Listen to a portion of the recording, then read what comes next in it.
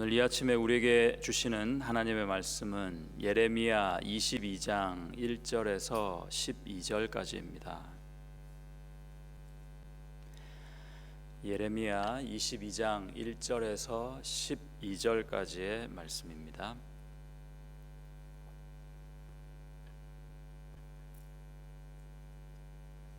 예레미야 22장 1절에서 12절까지의 말씀을 읽기를 시작합니다. 여호와께서 이와 같이 말씀하시되 너는 유다 왕의 집에 내려가서 거기에서 이 말을 선언하여 이르기를 다윗의 왕위에 앉은 유다 왕이여 너와 내 신하와 이 문들로 들어오는 내 백성은 여호와의 말씀을 들을지니라. 여호와께서 이와 같이 말씀하시되 너희가 정의와 공의를 행하여 탈취당한 자를 압박하는 자의 손에서 건지고 이방인과 고아와 과부를 압제하거나 학대하지 말며 이곳에서 무죄한 피를 흘리지 말라. 너희가 참으로 이 말을 준행하면 다윗의 왕위에 앉을 왕들과 신하들과 백성이 병고와 말을 타고 이 집 문으로 들어오게 되리라. 그러나 너희가 이 말을 듣지 아니하면 내가 나를 두고 맹세하노니 이 집이 황폐하리라. 여호와의 말씀이니라. 여호와께서 유다 왕의 집에 대하여 이와 같이 말씀하시니라. 내가 내게 길르앗 같고 레바논의 머리이나 내가 반드시 너로 광야와 주민이 없는 성읍을 만들 것이라. 내가 너를 파멸할 자를 준비하리니 그들이 각기 손에 무기를 가지고 내 아름다운 백향목을 찍어 불에 던지리라. 여러 민족들이 이 성읍으로 지나가며 서로 말하기를 여호와가 이 큰 성읍에 이같이 행함은 어찌 되민고 하겠고 그들이 대답하기는 이는 그들이 자기 하나님 여호와의 언약을 버리고 다른 신들에게 절하고 그를 섬긴 까닭이라 하셨다 할지니라. 너희는 죽은 자를 위하여 울지 말며 그를 위하여 애통하지 말고 잡혀간 자를 위하여 슬피 울라. 그는 다시 돌아와 그 고국을 보지 못할 것임이라. 여호와께서 유다 왕 요시아의 아들 곧 그의 아버지 요시아를 이어 왕이 되었다가 이곳에서 나간 살룸에 대하여 이와 같이 말씀하시니라. 그가 이곳으로 다시 돌아오지 못하고 잡혀간 곳에서 그가 거기서 죽으리니 이 땅을 다시 보지 못하리라. 아멘.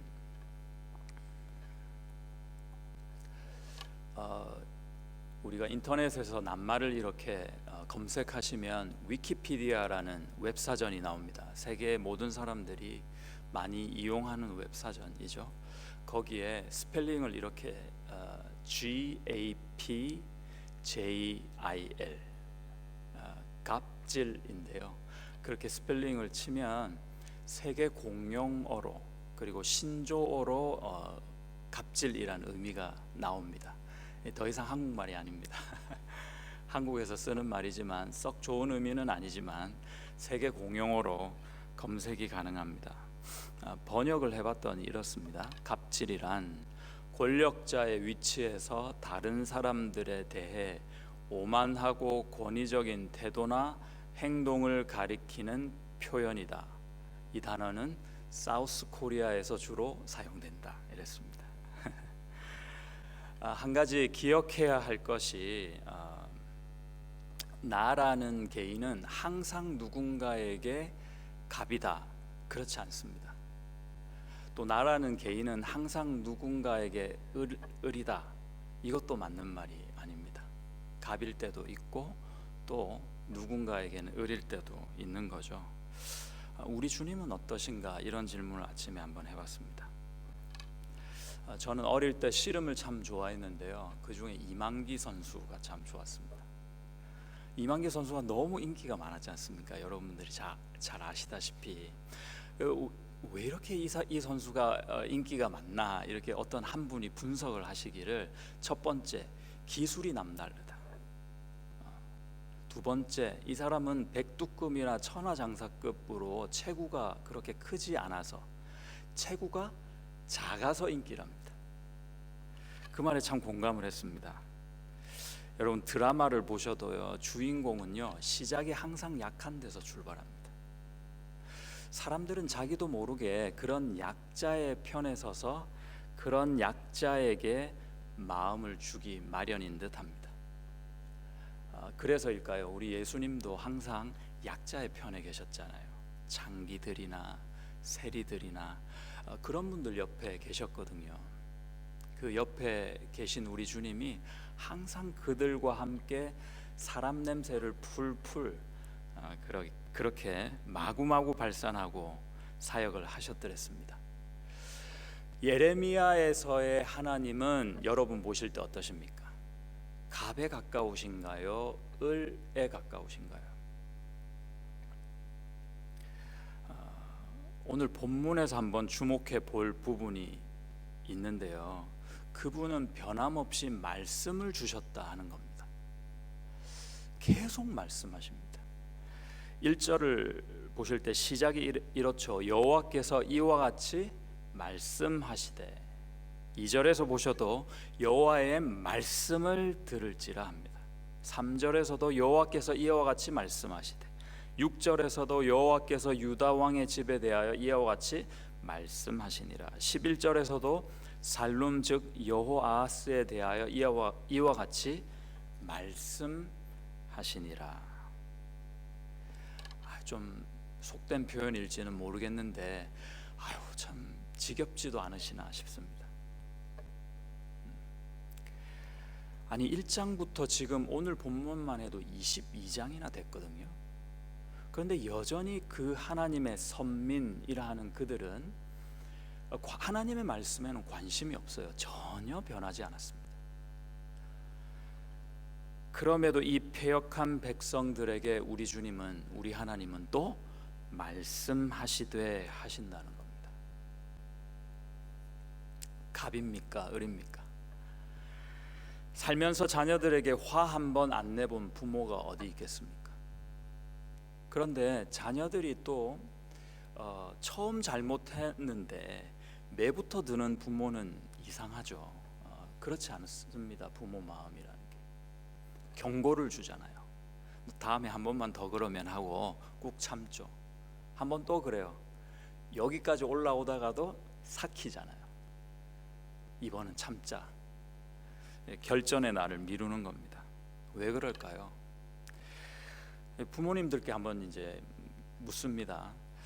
누가 갑이고 누가 을입니까 도대체? 부모들입니까? 아니면 이 자식들입니까? 내 손에 분명히 회초리는 들려져 있는데 그 녀석들이 사실 갑이지 않습니까? 아마 여러분 모두가 동의하실 겁니다. 표면적으로야 심판하실 하나님께서 당연히 갑으로 보여집니다. 그렇지만 그 하나님의 가슴이, 그 마음이 사랑하는 마음 또 근심하는 마음으로 막 이렇게 부서지고 산산조각이 나 있지 않습니까? 그 마음을 볼 수 있다면 누구도 쉽게 하나님이 갑이다 할 수는 없을 것입니다. 에베소서 4장 30절 말씀을 보시면 하나님의 성령을 근심하게 하지 말라. 그 안에서 너희가 구원의 날까지 인치심을 받았느니라 하셨습니다. 우리가 여러분 구원받았다고 해서 그냥 마구 떼써서는 안 될 것입니다. 여러분 모두가 주님의 말씀을 순종하시는 성도 되시기를 축복드립니다. 오늘은 그러면 어떤 말씀을 순종하면 되느냐? 말씀을 순종한다 했을 때 두 가지를 깨달아야 합니다. 첫 번째는요, 예레미야 전반에 걸친 내용입니다. 그 내용이 하나님의 하나님 되심입니다. 그걸 우리가 깨달아야 합니다. 다시 말해서 하나님이 어떤 마음을 가지고 말씀을 하시고 어떤 마음을 가지고 그들을 바라보시는가 하는 것입니다. 두 번째는요, 오늘 말씀은 분명히 3절이라는 구체적인 명령을 포함하고 있습니다. 이웃에 대한 사랑, 구체적으로 정의와 공의를 행하라 말씀하십니다. 예레미야 선지서 전반에 걸친 그 편만한 개념이 죄와 심판이라는 개념입니다. 죄는요 반드시 은혜 안에서 우리가 이해해야 합니다. 그렇지 않으면 다른 길로 가버립니다. 심판도 마찬가지입니다. 이 심판은 하나님의 언약, 약속 안에서 바로 이해할 수 있습니다.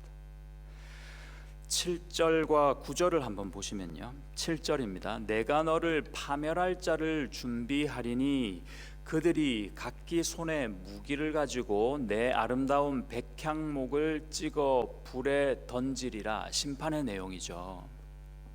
9절을 보십시오. 왜 이런 심판이 있었나?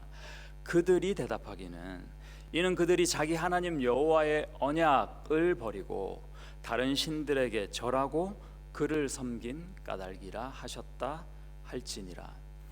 7절에 나오는 이 레바논의 백향목은요, 성전을 지을 때 쓰던 유일한 목재였습니다.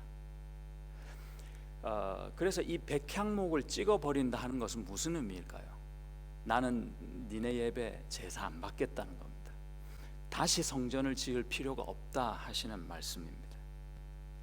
성전을 통한 영적인 그 관계를 이제 끊을 때가 왔다, 이런 무시무시한 말입니다.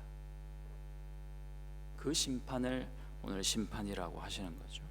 아니, 어떻게 해서 이런 일이 있었을까? 그 이유가 9절에서 말씀하실 때 하나님의 백성들이 여호와 말고 다른 신, 즉 우상을 섬기며 따라갔다라는 겁니다. 설상가상으로 이런 진단이요, 하나님의 입에서 나온 게 아니라 다른 사람, 즉 이방인들의 입에서 그 비아냥거림에서 나오더라는 거죠. 얼마나 비참한 일입니까? 7절을 다시 보시면요, 그들이 마땅히 받을 심판은요, 파멸시키는 심판이랍니다. 이 끝을 내겠다는 겁니다. 여지를 주지 않겠다는 그런 내용이죠. 그것도요, 다른 이들의 손으로 자행된다, 이렇게 얘기합니다. 하나님께 관심이 없는 이스라엘이 아닌 하나님 당신에게 수치스러운 일입니다. 그들은 이것이 수치스럽다라는 생각조차도 못하는 상태일 거라는 겁니다. 하나님이 썩 갑으로만 보이지는 않습니다. 다시 질문드리지만 이런 파멸이 우리에게도 가능한가, 이런 겁니다. 이걸 바로 이해해야 하는 거죠. 자녀들에게 지금 매를 드시고 계신 하나님이 아니라 뭘 들고 계세요? 칼을 휘두르시겠다는 겁니다. 그래서 그 칼에 그 자녀들이 베어서 죽어나가는 겁니다. 지금 하나님은 그 심판을 하겠다, 그리고 하셨던 것이죠. 9절 말씀처럼 이러한 파멸은 언약에 기초한다는 것을 주목해야 합니다. 언약은 어떤 것이냐? 조건적인 언약이다 했죠. 영어로 하자면 if then입니다. if A 하면 then B 하겠다는 겁니다. 그럼 A 하지 않으면 then B 안 하겠다는 거거든요. 그 언약입니다. 이건 옛 원리, 옛 언약이죠.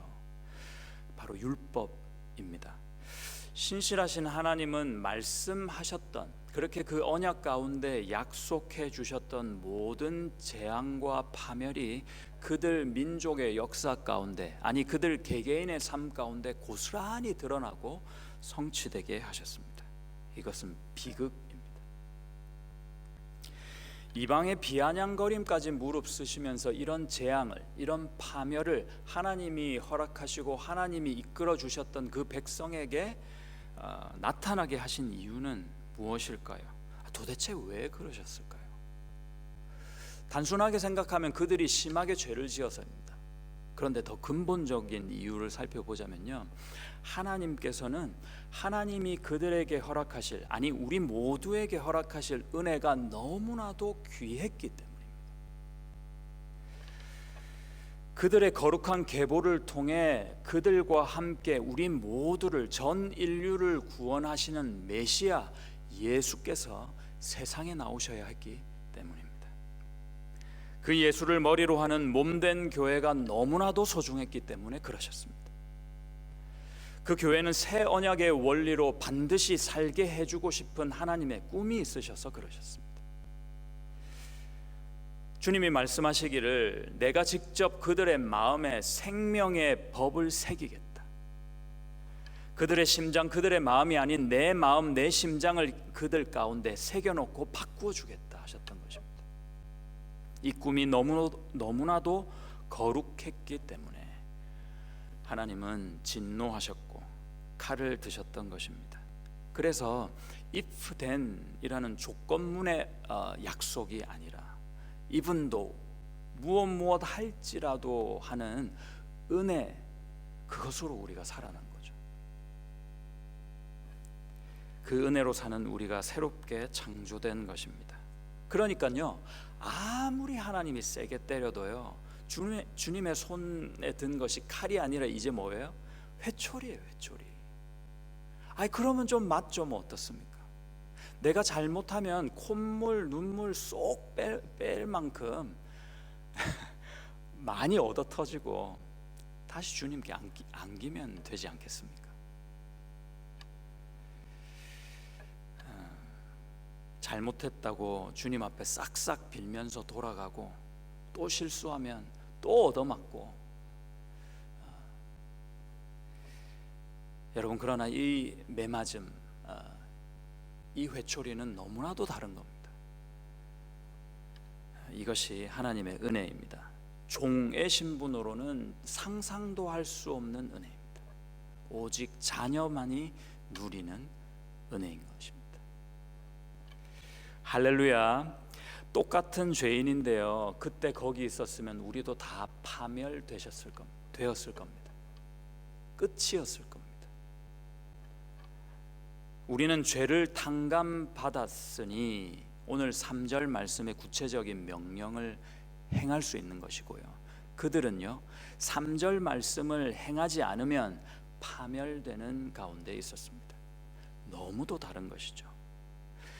예수를 믿어 사망에서 생명으로 옮기신 우리 성도는 반드시 정의와 공의를 행하십시다.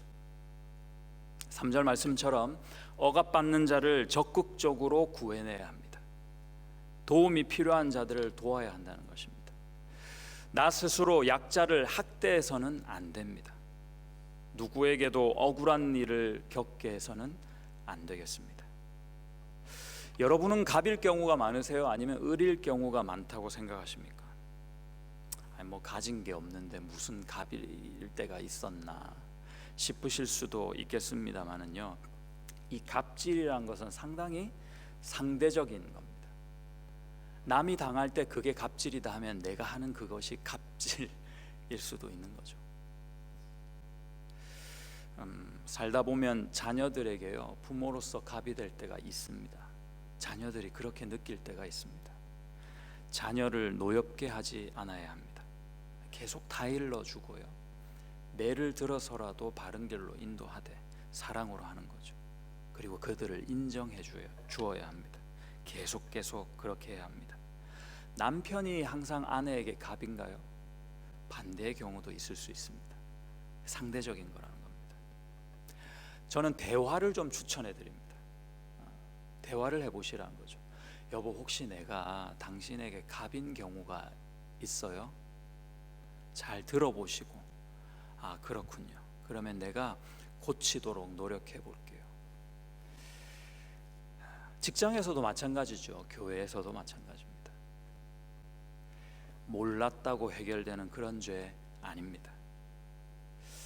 혹시 또 다른 한편에서 을로서 어려움과 고통을 겪고 계시지는 않으신지요? 그럴 때 어떻게 해야 될까요? 온 천하 만민의 갑이 되시는 하나님께 매달려야 합니다. 기도해야 합니다. 하나님께서 정말로 우리의 기도를 들으시고 어떻게 역사하시는지를 볼 수 있어야 되는 거죠. 하나님이 반드시 알아서 처리해 주실 것입니다. 잘할 수 있을까 이런 자신이 없다가도 이런 말씀을 또 붙잡아 봅니다. 로마서 5장 5절에는요, 소망이 우리를 부끄럽게 하지 아니함은 우리에게 주신 성령으로 말미암아 하나님의 사랑이 우리 마음에 부은 바 됨이니, 그러셨습니다. 너무 감사한 말씀이죠. 그 주님의 사랑이 우리 마음에 부은 바 되었다고 동일하게 말씀하십니다. 하나님이 그렇다 하시니 아멘입니다. 내 안에 그 능력을 주신 겁니다. 저는 가만히 생각해 보니까 우리 하나님은 저 개인적으로 생각할 때 을이신 것 같습니다. 갑이셔도 되는데 을이신 듯합니다. 그래서 이 주님이 저는 너무나도 고맙습니다. 갑질을 그치고 정의와 공의의 삶을 주님께 늘 예배로 드리실 수 있기를 그 예수님의 이름으로 축복드립니다.